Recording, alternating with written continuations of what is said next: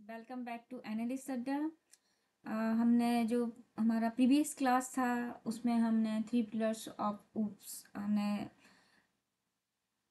Study किया था। इस क्लास में हम उसमें स्टडी किया था हमारे three pillars encapsulation, inheritance and polymorphism. तो आज की जो क्लास है हम डिटेल में जाएंगे इनकैप्सुलेशन के साथ। ओके, तो आज का हमारा जो क्लास है वो इनकैप्सुलेशन का है।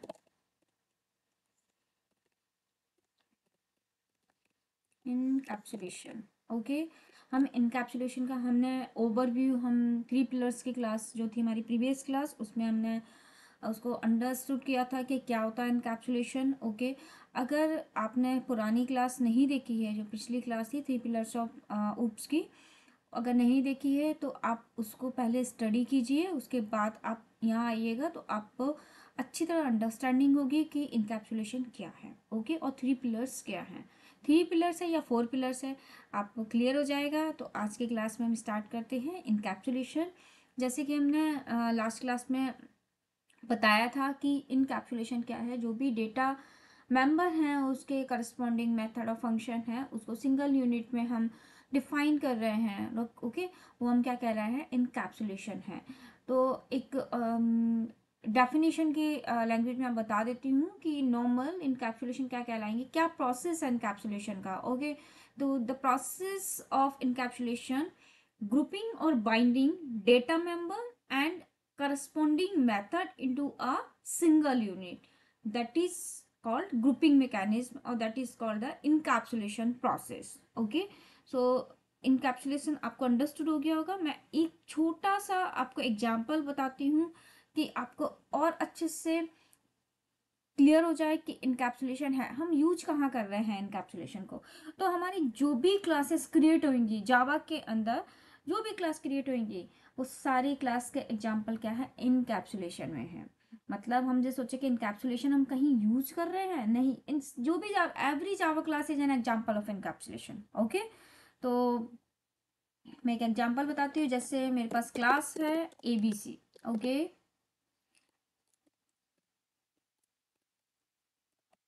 एबीसी क्लास है। उस एबीसी क्लास के अंदर मैंने इसे बताया डेटा मेंबर। ओके, तो वेरिएबल। ओके, तो मैं उसको डिफाइन कर रही हूँ। जैसे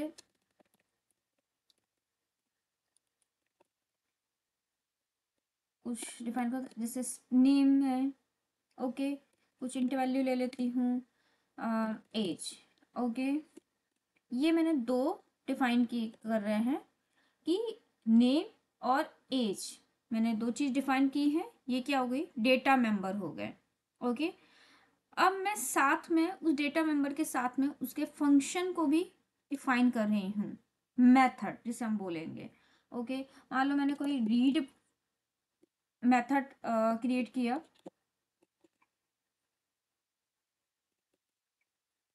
और एक और कोई मेथड ले लेती हूँ, राइट ले लेती हूँ। राइट मेथड नया सिंपल पब्लिक वॉइड करके भी लिख सकते हो, या void void read write. Okay, ये मैंने दो फंक्शन क्रिएट किए। ओके, तो आप एक बार थोड़ा सा अंडरस्टूड हुए चाहिए इनकैप्सुलेशन क्या है, ये क्लास ही क्या क्या है, इनकैप्सुलेशन कहाँ यूज हो रहा है। मैं आपको और अच्छे से बता देती हूँ।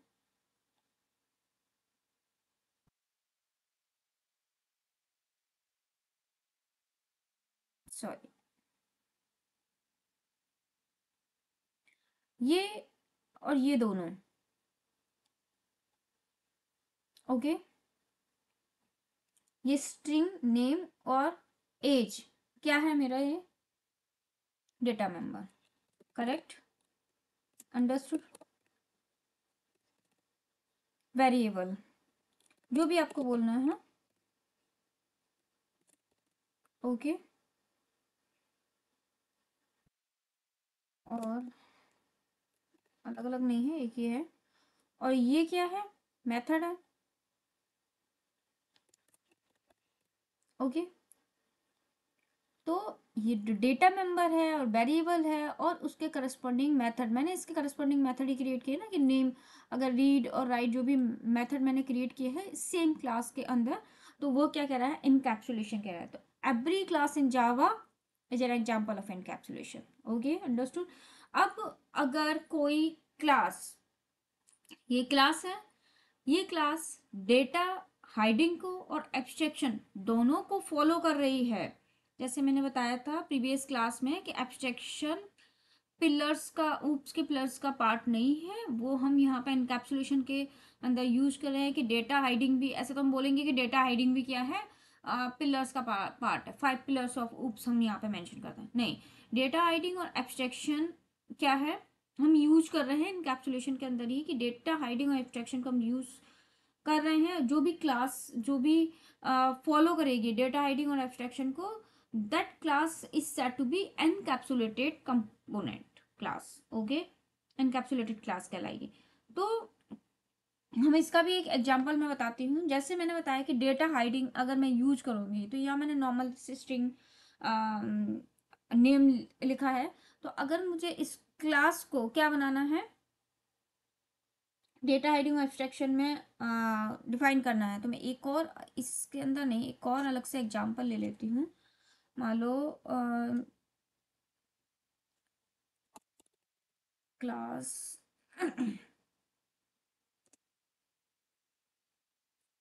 अकाउंट का एग्जांपल ले लेती हूँ। ओके, जैसे मैंने अकाउंट को उसमें डिफाइन किया था, आपको भी इंटरेस्टेड होगा। मैं इसके अंदर क्या डिफाइन कर रही हूँ, वेरिएबल डिफाइन कर रही हूँ। जैसे मैंने बैलेंस का डिफाइन किया कि डबल बैलेंस। ओके, और मैं इसके करस्पॉन्डिंग मेथड डिफाइन कर रही हूँ। तो पब्लिक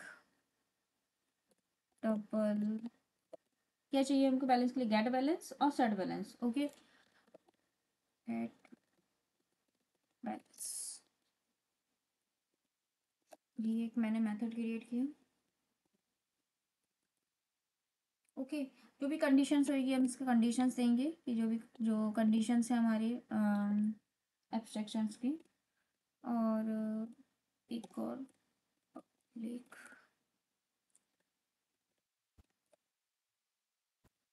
सेट बैलेंस।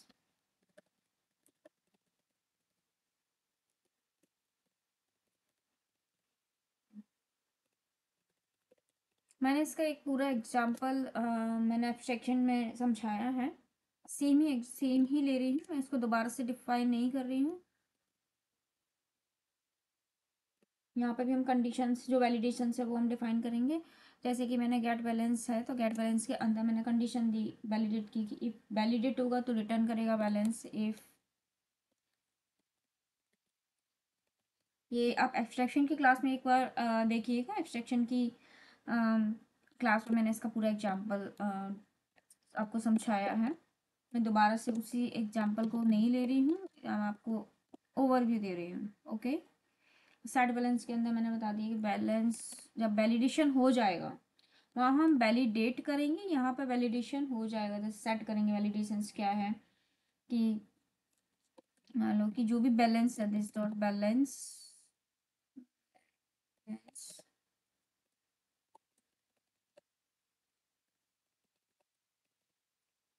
बैलेंस होगा वो अमाउंट में प्लस होता जाएगा, कंडीशन लगाएंगे। ओके, थोड़ा छोटा कर देती हूँ।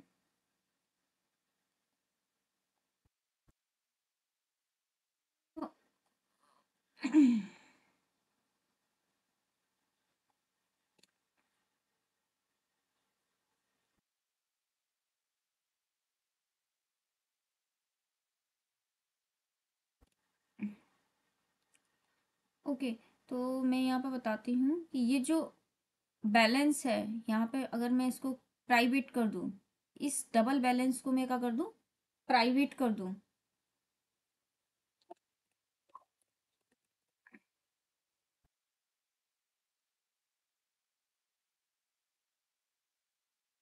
अगर मैंने डबल बैलेंस को क्या कर दिया, प्राइवेट कर दिया, मतलब डेटा को हाइड कर दिया। जैसे मैंने बताया था डेटा हाइडिंग में हम कैसे यूज करते हैं, कैसे इम्प्लीमेंटेशन करते हैं, कि जो वेरिएबल हम डिफाइन कर रहे हैं उनको क्या करें, हम लोग प्राइवेट कर दें। तो ये मैंने यहाँ पे प्राइवेट कर दिया, तो ये क्या हो गया, डेटा हाइडिंग हो गया। ये क्या हो गया मेरा, मैं किसी डेटा हाइडिंग हो गया यहाँ पर। ये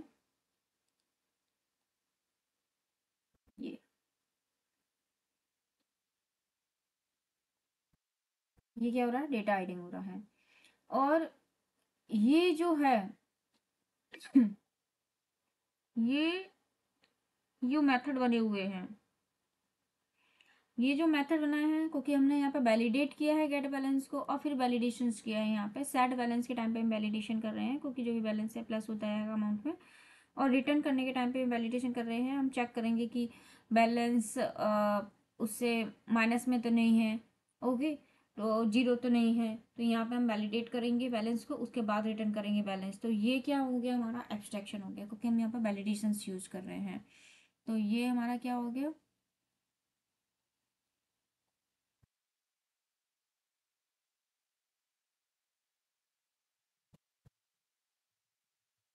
एब्स्ट्रैक्शन। तो ये डेटा हाइडिंग और एब्स्ट्रैक्शन दोनों हो गया। तो ये क्लास हमारी कैसी कहलाएगी, एनकैप्सुलेटेड कंपोनेंट, या हम बोल सकते हैं एनकैप्सुलेटेड क्लास, ओके।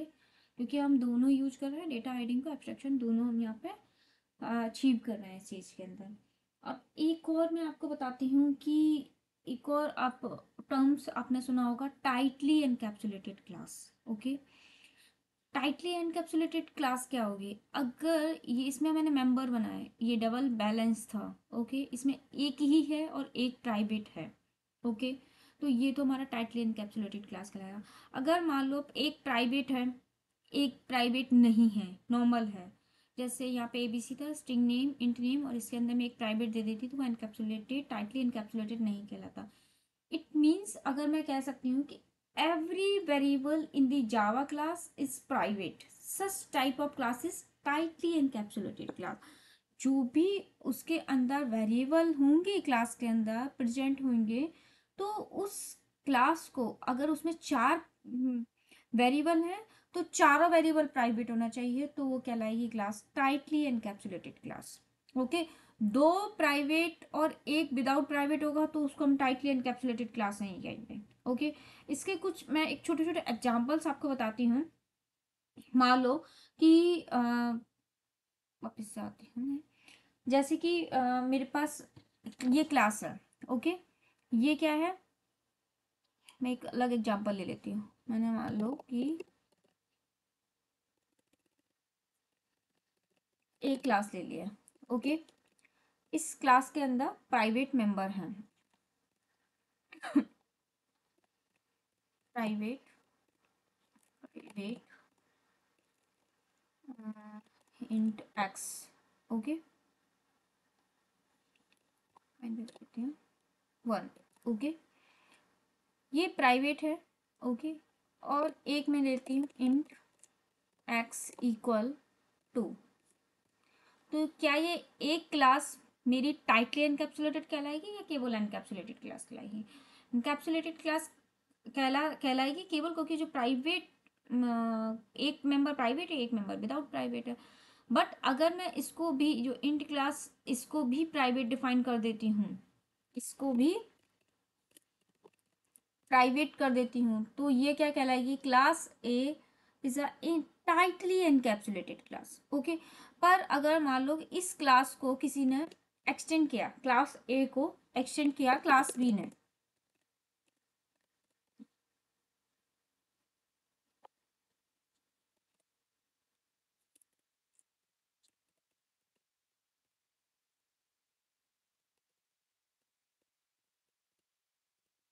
ओके।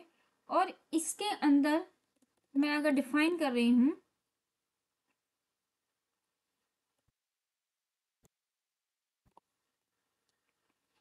ठीक, तो ये जो क्लास है वो टाइटली इनकैप्सुलेटेड क्लास है। अब मैं कहूँ कि मैंने इसको बी में एक्सटेंड कर लिया, इनहेरिट कर लिया, तो क्या क्लास बी भी इनहेरिटेड क्लास होगी? नहीं, क्लास बी इनहेरिटेड क्लास नहीं होगी। पर अगर मैं सेम मेंबर मान लो अगर क्लास सी और क्रिएट करती हूँ, आपको थोड़ा अंडरस्टूड हो जाएगा चीज़ों के लिए। ये मैं x tends C, sorry A,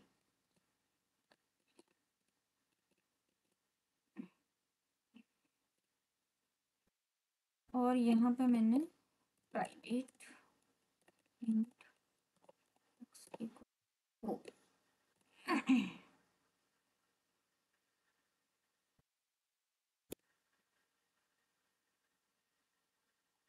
okay.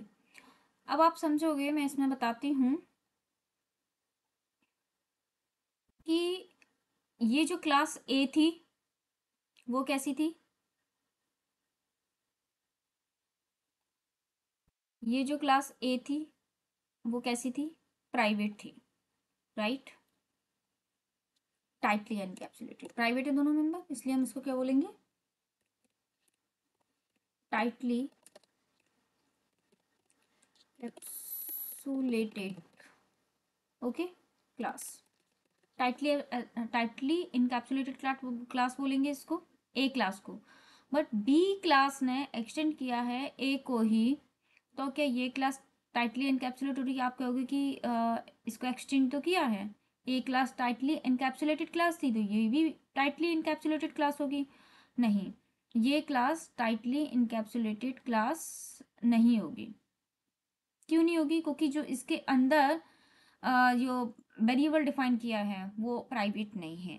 But अगर मैं सी क्लास की बात करूं, सी क्लास की बात करूं तो ए क्लास टाइटली इनकैप्सुलेटेड क्लास थी, सी क्लास ने एक्सटेंड किया ए को, बट ए के सी क्लास के अंदर भी प्राइवेट मेंबर डिफाइन किया है, तो ए के अंदर भी डिफाइन था प्राइवेट मेंबर, सी के अंदर भी प्राइवेट मेंबर डिफाइन था, मतलब दोनों के अंदर प्राइवेट मेंबर डिफाइन था, तो ये क्लास भी क्या कहलाएगी, टाइटली इनकैप्सुलेटेड क्लास।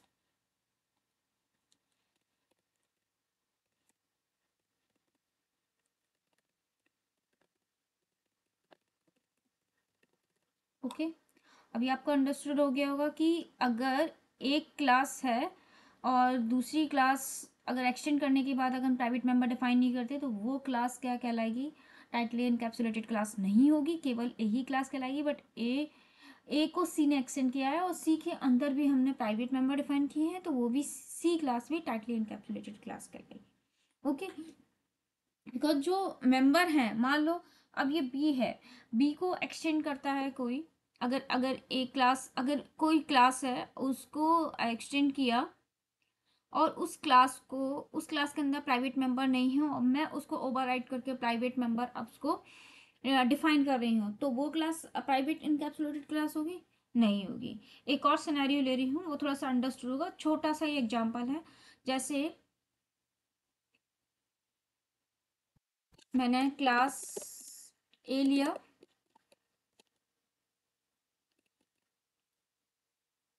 मैंने इसके अंदर नॉर्मल मेथड बनाया, प्राइवेट नहीं है वो मेंबर, ओके। क्लास ए को क्लास बी बनाया मैंने, एक्सटेंड्स कर रही हूँ मैं ए को,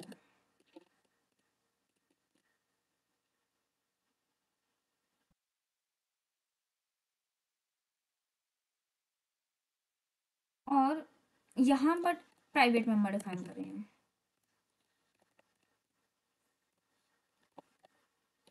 ये आप क्या कहोगे इसको, ये जो सिनेरियो है इस सिनेरियो को आप क्या कहोगे, क्या ये टाइटली इनकैप्सुलेटेड है?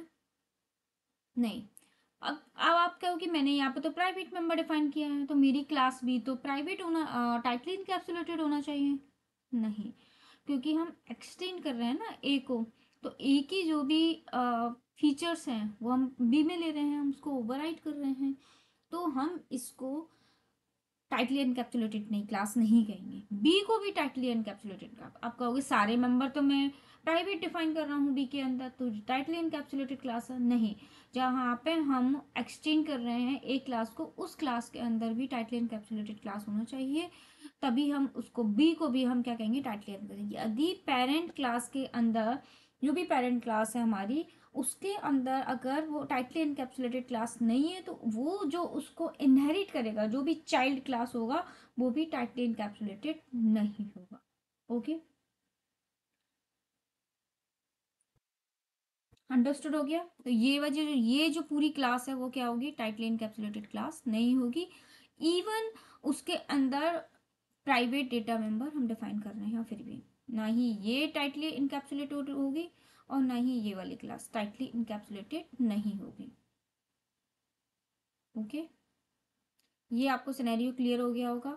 अदरवाइज कोई भी इंटरव्यू में कोई क्वेश्चन पूछता है कि प्राइवेट मेंबर मैंने इसमें डिफाइन कर दिए हैं तो ये अब टाइटली इनकैप्सुलेट होगी, नहीं, टाइटली इनकैप्सुलेटेड क्लास नहीं होगी। ओके, ये सिनेरियो थे, कुछ छोटे छोटे सिनेरियो थे जो मैंने आपके सामने रिप्रेजेंट किए हैं। बाकी यहाँ इसकी मैन छोटा सा एक और बचा हुआ है, जैसे इसके एडवांटेज क्या होंगे, इसके डिसएडवांटेज क्या होंगे, वो और हम एक बार एक्सप्लेन कर देते हैं यहाँ पे कि इसके एडवांटेज और डिसएडवांटेज क्या है।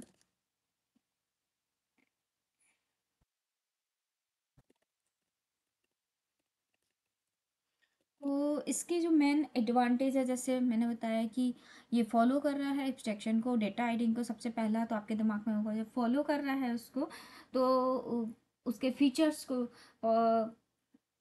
ले रहा है, तो क्या हो सकता है, security is the first point. तो फर्स्ट एडवांटेज क्या हुआ इसका, सिक्योरिटी। Okay, understood. ये तो सबके दिमाग में आ गया होगा कि सिक्योरिटी तो है ही है।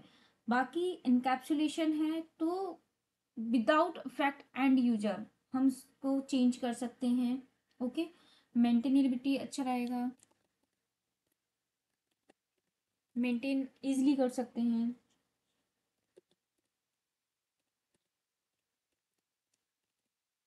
ओके, और मॉडलिटी भी जो भी होगी वो इम्प्रूव हो जाएगी, क्योंकि सिक्योरिटी है तो ये इजीली आराम से कर सकते हैं। ठीक है, तो मैं लिख देती हूँ यहाँ पे। ओके,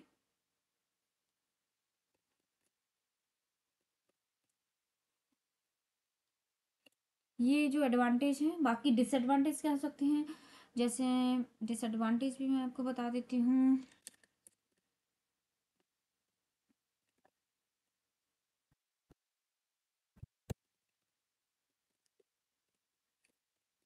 सबसे पहला है डिसएडवांटेज, जैसे कि मैं यहाँ पे कंडीशंस दे रही हूँ, एब्स्ट्रैक्शन यूज कर रही हूँ ना, राइट। तो एब्स्ट्रैक्शन यूज कर रही हूँ तो हम्म, हर टाइम मैं कंडीशन लगाऊंगी कि इफ ऐसा वैलिडेशन है, वैलिडेशंस लगा रही हूँ तो क्या हो रहा है, मेरा टाइम कंज्यूम हो रहा है ना। तो टाइम कंज्यूमिंग, मेरा क्या हो रहा है, टाइम कंज्यूम हो रहा है कि मैं उसको गेट वैल्यू में उसको भी वैलिडेट करूंगी, जब मैं सेट करूंगी बैलेंस तब भी मैं वैलिडेट करूंगी, वैलिडेशंस करूंगी। तो ईच एंड एवरी लाइंस पे मैं उसको वैलिडेट कर रही हूँ हर मेथड में, उसके बाद मैं उसको बाहर जाने दे रही हूँ। तो क्या है, वो एब्स्ट्रैक्शन यूज कर रही हूँ। एब्स्ट्रैक्शन में क्या होता है, टाइम कंज्यूमिंग बहुत होता है। ओके, तो ये इसका मेन डिसएडवांटेज है। अगर मैं दूसरा बोलूँ कि जैसे टाइम कंज्यूमिंग है तो क्या होगा, परफॉर्मेंस क्या होगा, डाउन होगा। टाइम कंज्यूमिंग हो रहा है तो परफॉर्मेंस, परफॉर्मेंस डाउन। ओके, अगर परफॉर्मेंस डाउन हो रहा है, जैसे मैंने बताया कि टाइम कंज्यूमिंग है। टाइम कंज्यूमिंग क्यों है, टाइम कंज्यूमिंग क्योंकि लेंथ ऑफ द कोड क्या हो रहा है, इंक्रीज हो रहा है, इस वजह से टाइम कंज्यूमिंग है। तो ये पहला तो आपका यहीं से अंडरस्टूड हो जाना चाहिए कि length of the code increase हो रहा है। ओके,